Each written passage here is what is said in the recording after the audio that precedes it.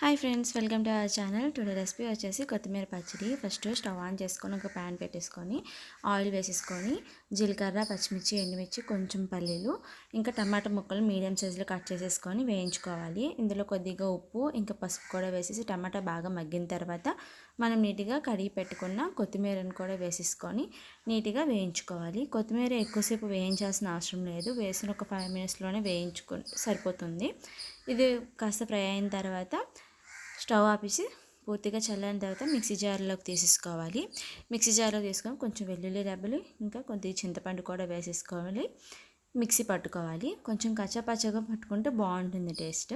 తర్వాత దీనికి తాలింపు కోసం మళ్ళీ కళాయి పెట్టి కొద్దిగా ఆయిల్ వేసి పోపులు, జీలకర్ర, మెంతులు, అలాగే ఎండుమిర్చి, వెల్లుల్లి రెబ్బలు కూడా కరివేపాకు వేసుకొని తాలింపు పెట్టుకుంటే పచ్చడి చాలా టేస్ట్గా ఉంటుంది. ట్రై చేయండి. వీడియో నచ్చితే సబ్స్క్రైబ్ చేసుకోండి. Thanks for watching. Bye guys.